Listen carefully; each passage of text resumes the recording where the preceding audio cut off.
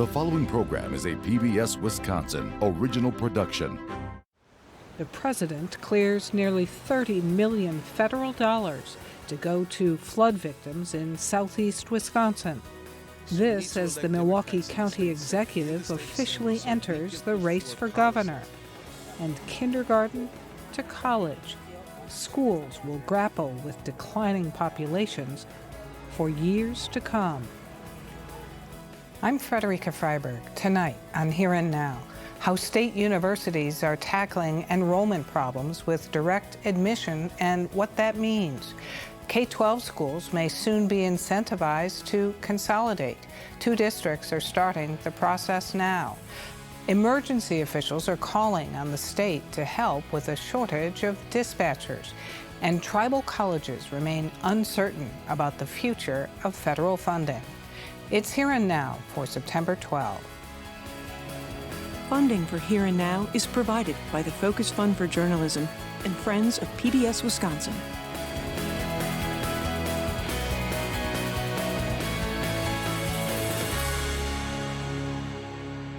Reaction in Wisconsin to the assassination of Charlie Kirk in Utah this week was swift and unified.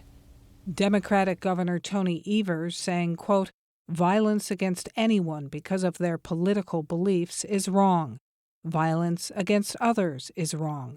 Violence is never the answer for resolving our differences or disagreements." Wisconsin Republican Party Chairman Brian Schimming said, "The political violence that we have seen in recent years must come to an end. As Americans, we need to stand against these violent attacks." Donald Trump is on a rescue mission to revive your birthright. An ardent Donald Trump supporter, Kirk was a prominent figure in Wisconsin battleground campaigns, delivering remarks at last summer's Republican National Convention and at GOP rallies across the state. Lawmakers at the state capitol late this week discussed increased security following the assassinations of Kirk and of a Minnesota state legislator and her husband in June. In state education news, with the start of the new academic year, estimates show freshman enrollment is up at universities of Wisconsin schools this fall. That's after 6 branch campuses closed or stopped in-person classes in the last 3 years. According to the UW, new student enrollment is up a total of 3%, with 8 campuses seeing increases at or above 5%. Overall, enrollment at the UW stands at more than 164,000 students. System President Jay Rothman says the new Direct Admit program is attracting new students.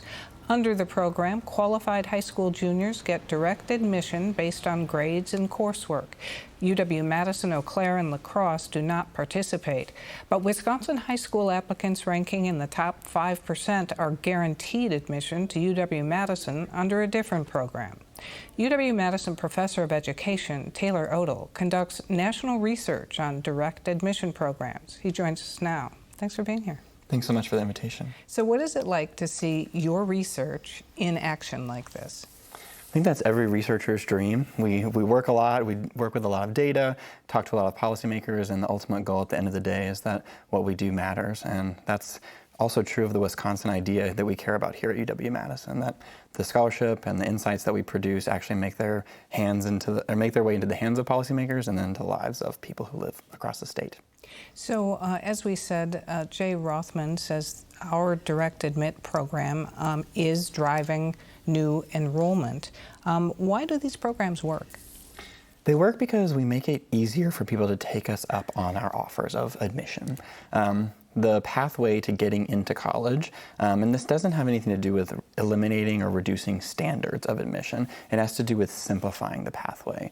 And so we know that students and families have to navigate a lot of complex red tape, applying, sending transcripts, taking tests, getting letters of rec, et cetera, et cetera.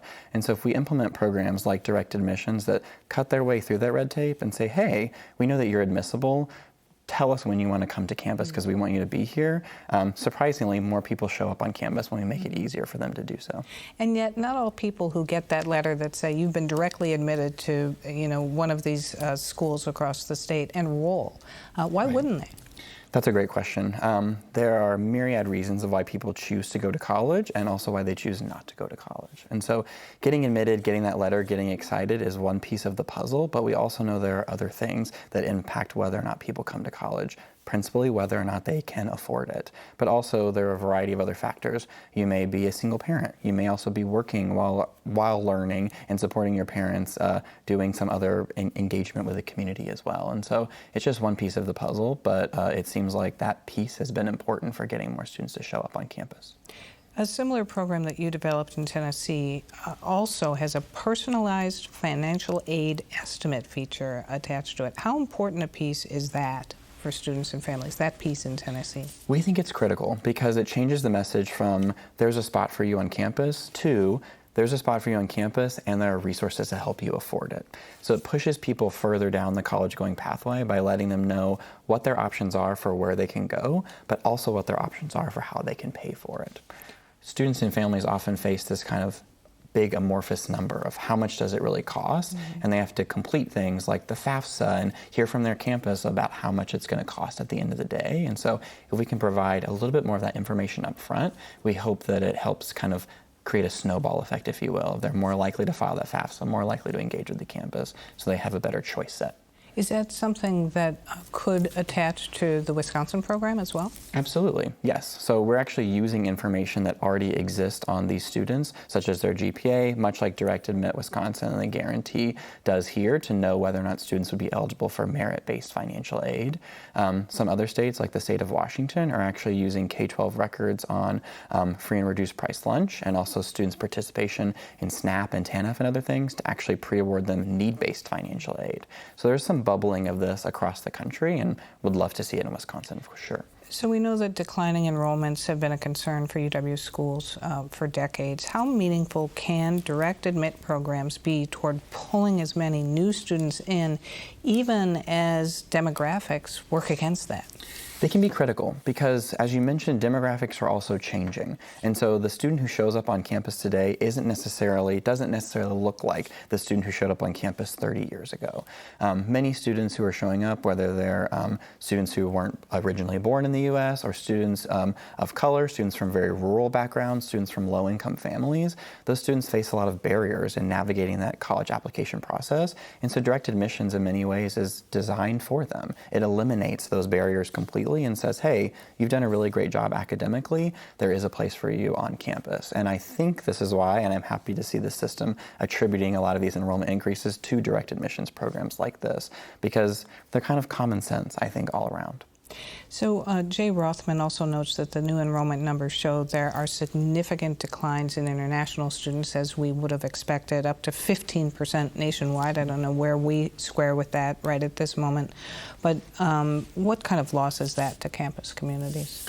It's a large loss, right? So in the student interpersonal aspect of not being engaged or not being exposed to students of varying cultural or ethnic or religious backgrounds, which is a hallmark, I think, of the college experience, it's also critically important for our institutions. We're facing lagging and slow support from the state. We're facing reductions from the federal government in funds for research dollars, and now students, particularly international students, who pay out-of-state tuition. And so we're in a particularly hard place, and so losing this population not only has an academic loss for campuses, but a financial one as well. We leave it there. UW-Madison professor Taylor Odle, thanks very much. Thanks. In the case of Wisconsin K-12 schools, enrollment has been on a steady slide. In the 2024-25 school year, there were 68,000 fewer students than in 2005. Enrollment figures for this year aren't tallied until the third week in September. Declines in school populations mirror declines in the state population and birth rates. School buildings being emptied out is happening all over the state. And issue lawmakers are hoping to address this fall by helping districts consolidate.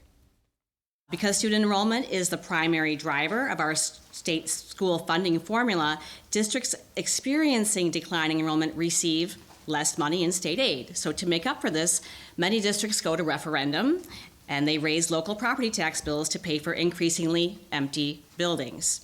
The already heavy burden on taxpayers will only get worse over time. This is especially true for rural districts. We look at two of them now embarking on consolidation in the small Clark County cities of Loyal and Greenwood. For more on this, we turn to Greenwood District Administrator Joe Green and Loyal Administrator Chris Lindner. And thanks to both of you for being here. You bet. Thank you very much for having us. Joe, are these enrollment numbers kind of the tipping point for what prompted the moves to consolidate? It's definitely one of the factors. It's a significant factor. I think that, when you think about factors of why we look to consolidate, it's the declining enrollment paired with the increasing difficulty to hire highly qualified staff, which is then also, paired with creating more opportunities for our kids and maintaining the opportunities that our kids need to be college and career ready when they leave the district. What is the mood among residents and families for this consolidation? So this has been talked about since 1960. Early 2000s, I think it was approached once, if not twice. Actually had a vote on it, had a study done with it, and it did not pass. So it seems like every 20 years, this continues to come up. And we are at 2025-26 school year. I believe community members, families are ready to make that move. I know there's questions out there. We have done a number of things in the last 2 or 3 years to help alleviate some of the pain with co-opting a number of sports. Our marching band is co-opted. We share some students back and forth for classes, some of your higher end classes that may not run or you run with 3 or 4 kids. Now you can add some more kids to make it a little more efficient for that teacher. But I really see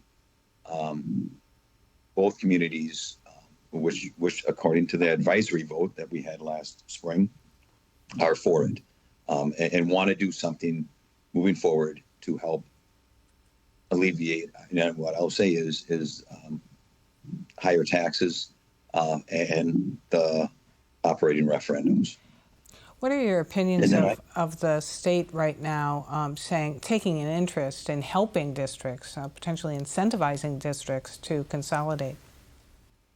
Well, it's music to our ears that there's some interest. There was interest years ago, and I think I'm cautiously optimistic that they will take interest in consolidation. But again, what I would hate to see is then take the local control away from consolidation. It's not right for everybody.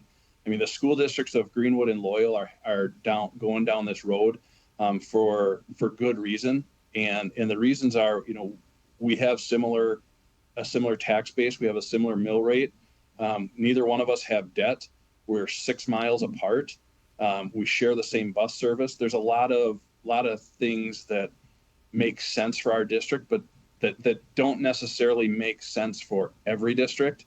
So I hope that the state supports if there is legislation, I hope they support the local control that districts have if they decide that this is the right course of action to help their districts out.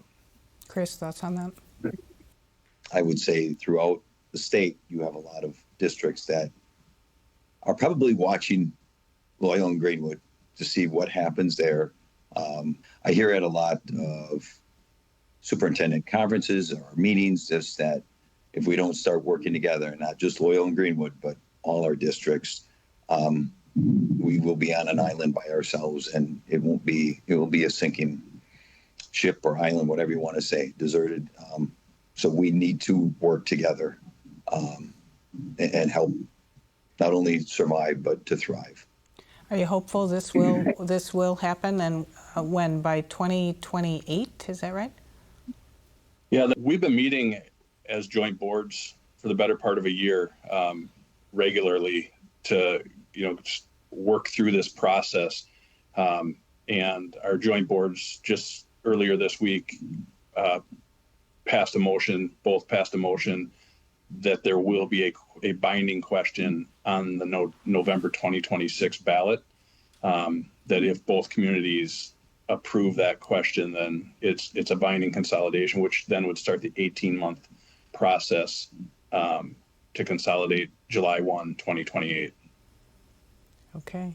Well, we really appreciate you taking your time out today to talk with us. Joe Green from Greenwood Schools and Chris Lindner, Loyal Schools. Thanks very much. Good luck. Thank you. Thank you. A legislative hearing at the Capitol this week focused on staffing shortages in law enforcement, looking at county jurisdictions in particular. 911, what's the address of the emergency? One place staffing shortages are being felt acutely across the state in 911 emergency call centers among dispatchers. What has led to the shortages and what can be done about it? We turn to Columbia County Sheriff Roger Brandner, who testified at the Capitol. And Sheriff, thanks very much for being here. You're welcome. Glad to be here. So describe the shortage of dispatchers in your county. Yeah, I think we're consistent with the rest of the 911 PSAP dispatch centers across the state. There's been a struggle to get qualified dispatchers in the door and get them trained. In our county, we're 4 short. We've been 4 to 5 short for just over a year and a half, which puts a great strain on the other dedicated dispatchers that are currently there. Yeah, indeed. Now, I read that the pay is between about $50,000 and $70,000 a year. Why is it hard to fill or retain these positions? Is it that the pay cannot make up for the stress of the job? Well, I think it's a combination of both. Most dispatchers around the area are going to be making around that $25, $26 an hour, which is not a bad paying job, but you're working nights, weekends, holidays. It's not Monday through Friday shift work. These are long hours, very stressful. If you can just imagine, taking that call from that mom whose young child is not breathing, or from a car accident or a domestic, or a sexual assault. There's a lot of stressful calls, and these dispatchers are the ones that answer that call to get the first responders to that scene. And so with a shortage, in addition to that, they're working a lot of overtime hours? Oh, absolutely. I know dispatch centers across the state that have contracted with other dispatch centers. I know one county where the sheriff is actually dispatching at night because they're so short. Our dispatchers are working a lot of overtime. It's nothing for them to work 20 extra hours in addition to their 40 hours a week. What does a shortage of dispatchers mean for emergency response in your community and others? Yeah, we've been able to backfill it with our dedicated men and women in our dispatch center, but the fear across the state and in our county especially is when they burn out and they leave and we get any shorter, we're going to struggle with having someone answer that call for service.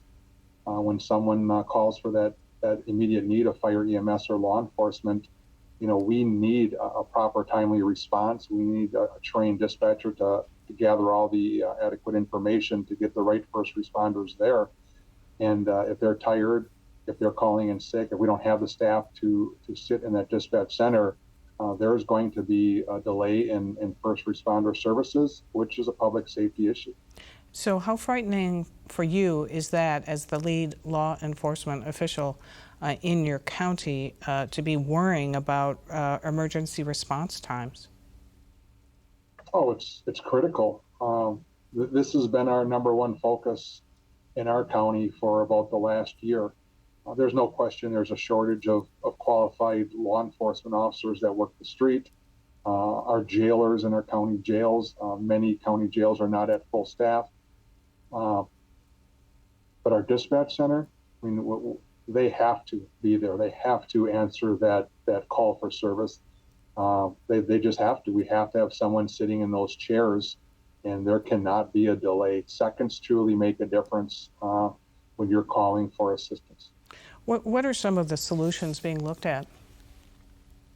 Well, in our county specifically, we really did a adjustment of pay. We did some premium incentives for working at night and on weekends. We have done some other financial type of incentives. So if you're here a year, 3 years, 5 years, you get a bonus. We have changed the hours. One unique thing with us is we just consolidated the Wisconsin Dells Police Department Dispatch Center, which was about $1 million project, and we had to increase our space up there, our dispatch stations, the equipment, update them.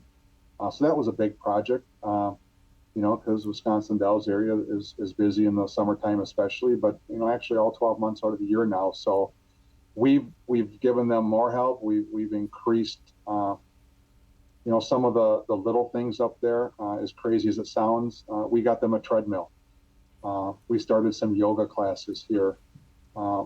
We do a lot of stress management with helping them cope with the stress of taking these calls, because our dispatchers work 12 hours a shift, and that's a long time to be sitting there. And they don't get the opportunity, like so many other workers, to get up and walk around, to move around, to leave the station and go get fresh air outside. They have to stay close to that radio because at any given second, that emergency could happen. What a hard job. Sheriff Roger Brandner, thanks very much. You're welcome. Thank you. In northern Wisconsin, the state's 2 tribal colleges stand to lose more than half of their federal funding if Congress approves President Trump's 2026 budget next month. Here and Now reporter Erica Aisi traveled to one of the colleges, Lakota Ojibwe University in Hayward, where they say they are devastated but working with their tribal leaders and Congress to maintain their funding levels. This report is in collaboration with ICT, formerly Indian Country Today. Oscar Rio is a freshman education major at the Lakota Ojibwe University in Hayward. He's also an enrolled member of the St. Marie tribe of Chippewa Indians. After college, Rio wants to teach Ojibwe, a Native American language. I'm excited. I think I'll get there pretty quickly here. There's a lot of people that are good teachers and a lot of people that speak Ojibwe here. Teachers, students, and staff at tribal institutions like Lakota Ojibwe University are facing a massive federal threat this October under President Donald Trump's 2026 budget proposal, leaving Rio's educational goals ambiguous. I don't know about my ability to continue, but I think there's a lot of progress that's trying to be made here, especially within the language program, that hopefully doesn't get halted because of it. The Trump administration is requesting $22 million for post-secondary Indian education programs, compared to $191 million requested for 2025. Karen Bright, interim president of the Lakota Ojibwe University, says federal funding is the university's major operating resource. Over 80% of our funding comes from federal funds. How will the university survive? We're working on different initiatives with our government on that side of generating different revenue for the institution. Bright says the university is looking to the Lakota Ojibwe tribal nation and other donors for support. But challenges with the Department of Education persist. Where the department administers our ability to access federal funds right now, we're having some struggles with that. They are also struggling to keep university staff on to address student advisory jobs eliminated by the DOE, like academic coaches. The institution is working to figure out a plan to keep some of the coaches with us so that they can continue to do the work. Bright says the increase in credit hours for Pell Grant eligibility could affect half of the student population who also work part-time. Increasing that requirement would really have a huge impact on their ability to afford school. 70% of the students here are Native American. The United States has a federal trust responsibility to provide support for Native Americans in exchange for their land. It is an obligation. It is in the treaties. It is in writing. and a promise that was made, and education is part of that promise. With the Trump administration aiming to cut at least 80% of funding to the Bureau of Indian Education for 2026, the impact will be felt here on campus and in the surrounding community.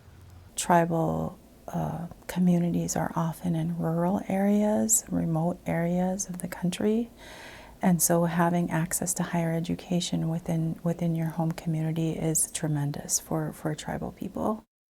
The House Subcommittee on Appropriations approved $1.5 billion for the Bureau of Indian Education in July. However, those funds were not specified for tribal colleges and universities. As students begin the academic year with a potentially massive federal funding reduction lurking in Congress. They're trying to start new programs and hire new teachers and everything, and hopefully that doesn't get messed with. Reporting from the Lakota Ray Reservation, I'm Erica Aisi for Here and Now and ICT. For more on this and other issues facing Wisconsin, visit our website at pbswisconsin.org and then click on the News tab. That's our program for tonight. I'm Frederica Freiberg. Have a good weekend.